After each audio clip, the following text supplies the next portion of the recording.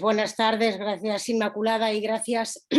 a la Universidad de Extremadura y a la de Valencia por invitarnos al Consejo General de Trabajo Social a este seminario sobre violencia económica hacia las mujeres. Este proyecto Ecobio tiene gran importancia por ser novedoso y por tratar de dar visibilidad a un abuso que sufre la mujer, como es esto del que tampoco se ha hablado y que tan frecuente es, que es la violencia económica. Antes de nada, me gustaría mandar un abrazo a Beatriz, a la madre de las niñas de Tenerife, a tantas Beatrices, a tantas mujeres que están sufriendo el tema de la violencia de género, ¿no? Consideramos que esta violencia vicaria es la expresión más brutal de la violencia de género, porque además parecería lógico y razonable que a nuestros hijos y nuestras hijas, al futuro de nuestro país, pues lo tengamos protegido, lo queramos y lo respetemos, ¿no? Y no encontrarnos con situaciones tan bárbaras como ha sido esta, ¿no? Encontrar esta niña, la otra ahí, en fin, y además de parte del padre. Por tanto, un abrazo fuerte a todas las mujeres que sufren este tipo de violencia de género en general y bueno, pues es momento yo creo de que lastremos el machismo al fondo de mar, ahí es donde tiene que estar el machismo, ¿no? Y que pongamos los relojes en hora y como decía Simone de Beauvoir, el feminismo es una forma de vivir individualmente y una lucha colectiva, ¿no? Así que no demos ni un minuto más a esta tregua y a esta lacra, no le demos tregua a esta lacra social que es vergonzosa. Este proyecto Ecobio se analiza que analiza la violencia de género desde el ámbito jurídico y también desde la intervención social y psicológica, ¿no? Este estudio nos va a dar una oportunidad a muchas profesionales de lo social a ponerle nombres y apellidos a una forma más de violencia hacia las mujeres y evidenciar en nuestra práctica profesional cómo intervenir y teniendo por referencia esta investigación, que yo creo que es la primera porque nosotros desconocíamos desde luego que se hubiera hecho un análisis en este sentido, ¿no? Y uno de los ejes transversales que trabajamos desde el Consejo General de Trabajo Social es el género, es el feminismo y por tanto compartimos con vosotras estas creencias firmemente de que esta violencia de género que afecta directamente a las mujeres hay que visibilizarla y hay que ponerla en abierto para poderla abordar y para poderla atajar. Porque la violencia de género, la violencia económica es una violencia de control y manipulación del abusador hacia la víctima, hacia la mujer, limitando y condicionando su libertad y el acceso a los recursos necesarios para la vida diaria, ¿no? Y que le hace de alguna manera o de mucha forma, en mucha manera, de depender del abusador. Según la macroencuesta de violencia contra la mujer realizada en el 2015 por el Ministerio de Sanidad, alrededor del 7% de las mujeres en España han sufrido los impedimentos por parte de sus parejas o exparejas para la gestión económica en el hogar. Y recientemente, como comentabas Inmaculada, hay una sentencia a la que recurriremos reiteradamente porque tiene un valor verdaderamente importante, ¿no? La sentencia del Tribunal Supremo donde se señala que el impago de pensión de alimentos a los hijos y a las hijas se considera como una forma de violencia económica, ¿no? Y esto, sin lugar a dudas, abre una vía para poder abordar con más firmeza y con más contundencia visibilizar esta problemática y cómo poder abordarla, ¿no? Y decir que esta no es sino una forma más de ejercer la violencia a la mujer, a las mujeres, por el hecho de serlo. Además, según un estudio publicado por el Consejo General del Poder Judicial en septiembre de 2016, realizado por la Universidad de Zaragoza, sobre 1.348 sentencias dictadas del 2010 al 2012 relativas al ejercicio de derechos de conciliación de la vida laboral y familiar, esta investigación concluye que en España conciliar sigue siendo una cuestión de mujeres. Entre las sentencias analizadas, el 25,4% trataban sobre conflictos de reducción de la jornada para el cuidado de hijos e hijas, un 14,94% sobre licencias por maternidad, un 21,65% sobre cuestiones de lactancia, 14,2% asuntos relacionados con el embarazo y solo un 5,6% versaba sobre los permisos de paternidad. Sin embargo, el 84% de las demandas eran de mujeres frente al 16% de hombres, pero se mantenía esta cuestión de que las excedencias para el cuidado de hijos, el porcentaje se disparaba y aquí el 95,6% lo pedían las mujeres. Supongo que estas cifras que damos, ¿no? Hay que hablar también de estudios, de datos para ser solventes y para evaluar técnicamente este tipo de cuestiones, pero vienen a decir lo que ya sabemos, pero es importante ponerlo en datos, ponerlo en cifra, ¿no? Avanzar en la igualdad de derechos entre hombres y mujeres y denunciar las diferentes formas de violencia hacia las mujeres y hacia sus hijos y sus hijas es una reivindicación de las mujeres, del movimiento feminista. Es una reivindicación de carácter social y político. Que este movimiento feminista tiene 3 siglos de historia, ¿no? Y que en las últimas décadas se ha expandido de forma verdaderamente extraordinaria, teniendo un alcance global y sobre el que tenemos que seguir poniendo el acento y la mirada. Decía la profesora Victoria Sau, profesora de la Universidad Autónoma de Barcelona, que definía al movimiento feminista, al feminismo, dentro de su diccionario ideológico feminista, decía: es un movimiento social y político que se inicia formalmente a finales del siglo XVIII, aunque sin aportar todavía esa denominación, y que supone la toma de conciencia de las mujeres como grupo colectivo humano de la opresión, la dominación y la explotación de las que han sido y son objeto por parte del colectivo de varones en el seno del patriarcado, bajo las distintas formas históricas del modelo de producción, lo cual las mueve a la acción para la liberación de su sexo en todas sus transformaciones de la sociedad en la que viven en cada momento, ¿no? Yo comparto plenamente la definición y el análisis que planteaba aquí Victoria Sau, ¿no? Y por tanto hablamos de la violencia de género,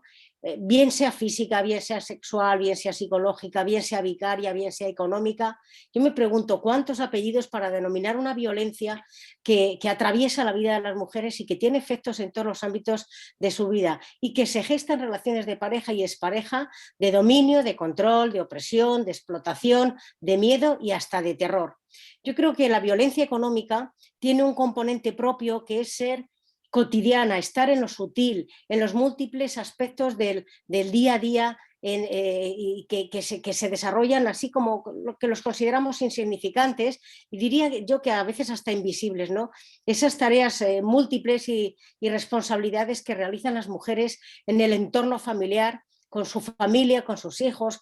en su entorno, ¿no? Y que no tienen ningún valor social, pero que esconden todas estas actividades, el control de esas propias actividades a través del insulto, de la amenaza, de la desvalorización, del aislamiento social, de las exigencias constantes y sobre todo el control económico. Consideramos desde el trabajo social que tiene que ponerse en valor su compromiso en aplicar el trabajo desde un principio de igualdad de trato y de oportunidades entre hombres y mujeres, de modo que denunciemos los escenarios de violencia existentes y en particular el asesinato constante año tras año de mujeres por el hecho de serlo. La profesión del trabajo social tiene mucho que ofrecer en aras a contribuir a una sociedad igualitaria. Intervenir implica transformar y de ahí la necesidad de incorporar el enfoque de género en el marco también de la intervención social, que exige analizar y comprender el sistema sexo-género, lo que significa ponerse, lo que llamamos comúnmente ponerse las gafas moradas. La mirada del trabajo social debe hacerse desde la intervención continua entre lo privado y lo público, entre lo individual y lo social, considerando lo micro, aquello que se encuentran en el conjunto de la sociedad, las creencias, los valores culturales, la concepción acerca del poder y de la obediencia, lo macro, aspectos que están en el entorno más íntimo, las dificultades económicas, laborales, la dependencia económica que nos trae aquí esta tarde, la dependencia emocional, la baja autoestima y aquellos aspectos psicosocial, ¿no? Las habilidades, las actitudes, los valores, las conductas. Nunca se debería ver a la persona aislada del entorno del que forma parte, ni plantear lo que vive como un tema personal e individual, ¿no? Y esto nos lo dice Raquel Millán Sosinos, que es una trabajadora social que tiene amplia trayectoria en este tema y que tiene bastante criterio al abordar estas situaciones. Y decir también que el trabajo social interviene en estos 3 niveles, ¿verdad? Que son el de la intervención a nivel preventiva, la intervención ante situación de riesgo y ante situación de crisis, siendo necesario salir de esa visión individualizada y entender que la relación de conflictividad, dominio, sumisión,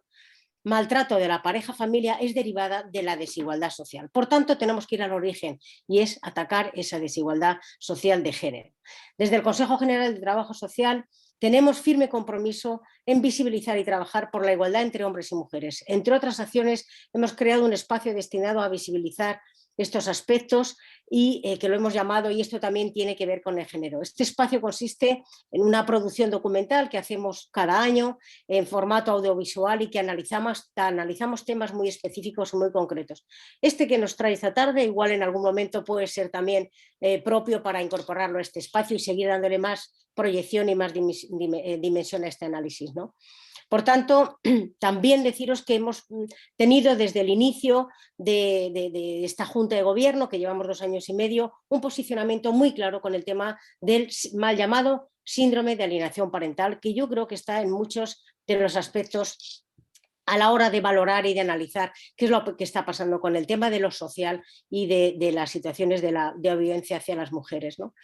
Y deciros que podemos preguntarnos qué ha pasado durante la pandemia, ¿no? ¿Dónde han estado las mujeres, ¿no? En el contexto en el que estamos? Digo que las mujeres se han encontrado en primera línea de estas crisis como esenciales, como trabajadoras sociales de la salud, cuidadoras, en el ámbito de la innovación, las organizaciones comunitarias. Las mujeres también han demostrado saber plantear cara en primera persona esta situación del virus que es histórica, ¿no? Como decíamos. Además, de todas las mujeres que han salido de sus casas y se han implicado en esta pandemia y han estado en los trabajos cotidianos, en los servicios esenciales, también tenemos que poner en valor muchas mujeres que han estado en el ámbito de la ciencia, ¿no? Científicas que han puesto manos a la obra y que han puesto lo mejor de sus capacidades para ver cómo avanzábamos y cómo conseguíamos esta vacuna que ha sido realmente... La velocidad del virus es tremenda, pero es verdad que también el avance científico en este momento ha sido muy, muy interesante y ha sido muy rápido y esto se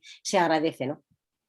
Entonces, estas son algunas cuestiones que son también importantes y que tenemos que poner en valor, ¿no? Y como decía, diferentes estudios ante la pandemia ya alertaban de que las mujeres soportan el 75% del trabajo no pagado en el mundo, desde la crianza de los hijos hasta las tareas de limpieza, ¿no? En enero de 2020 se publicó un informe elaborado por la ONG Intermon Oxfam en el marco del Foro Económico Mundial de Davos, que se denominaba Tiempo para el Cuidado, el trabajo de los cuidados y la crisis global de la desigualdad, ¿no? Y que cuantificaba en 12.500 millones las horas diarias del trabajo de cuidar no remunerado, lo que equivalía a 1.500 millones de personas trabajando 8 horas diarias sin salario y una contribución económica de 10,8 billones de dólares anuales. En nuestro país tenemos ya hace muchos años Durán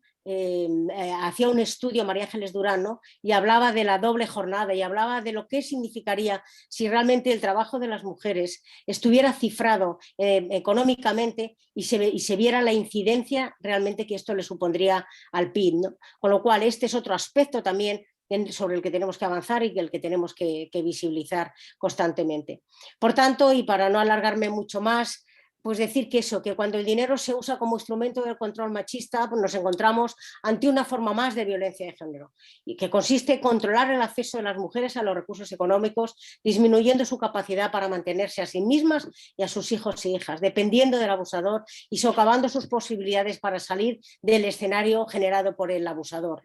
Y seguro que ahora la compañera María Ángeles, que es mucho más conocedora que yo de esta parte, pero seguro que estos modos de ejercerla sabemos que son los impagos de pensión de alimentos, el retraso en el pago de